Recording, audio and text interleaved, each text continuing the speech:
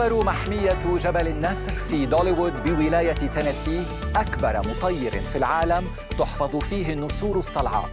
جميع الطيور الجارحة الموجودة في هذا المركز والبالغ عددها 76 طائراً غير قادرة على العيش في البرية بسبب إصابات دائمة، مما يجعلها عاجزة عن الصيد والبقاء على قيد الحياة بمفردها. تعيش هذه النسور حياة كريمة في الأسر، وتساهم أيضاً في تثقيف الزوار حول الحفاظ على الطيور وأهمية حماية الطائر الوطني الأمريكي النسر الأصلع.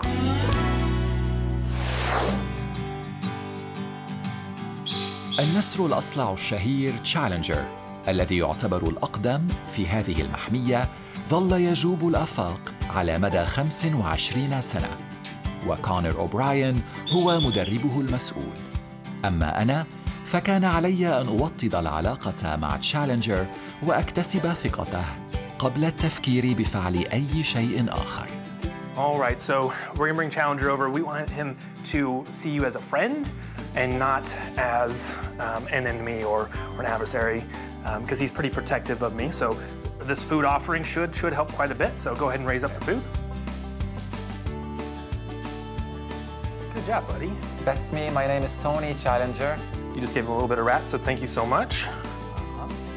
So Connor, your Challenger handler.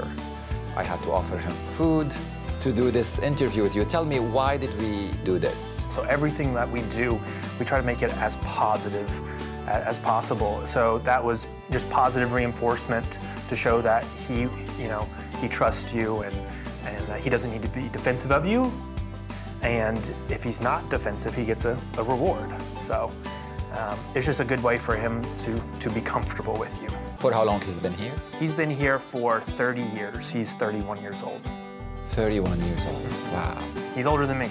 He's a fantastic bird, and because he was so young and he trusted people right off the bat, it was a little bit easier to train him. And they spent 4 years training him to free fly, and eventually they taught him to free fly in stadiums during the national anthem. The bald eagle was endangered, and this was a good way to let people know that the bald eagle needs help and to inspire them to protect these birds. And this was before the internet was really big. There was no social media back then. Challenger was able to inspire millions of people that way, and ultimately he helped with the bald eagle's recovery off the endangered species list. ومن أروع الطيور الجارحة إلى جانب النسر الأصلع الصقر، الطائر الأسرع بين كل طيور العالم.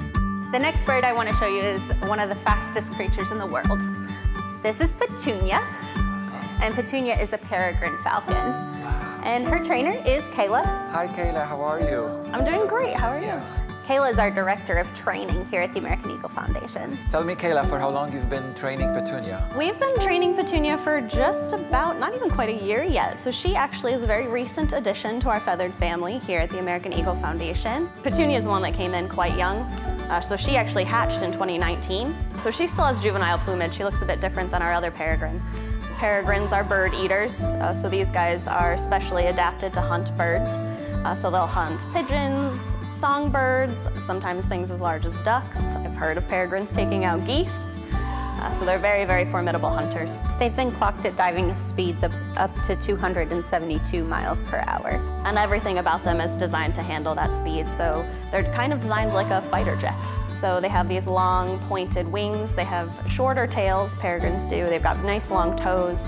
Even their nostrils are spiraled to make sure that they can take in oxygen at the high speeds that they dive. You're also a falconer. Tell me what really sets the bald eagles apart from the rest of the birds of prey. Falconry fundamentally is taking game with a bird of prey. And to do so, you have to have an understanding of their natural history, their hunting patterns, because you're not, even though you're training the bird of prey, you're really tapping into their natural instincts. You're understanding how they behave in the wild and using that as a springboard to hunt with them and allow them to serve as your emissary into the natural world.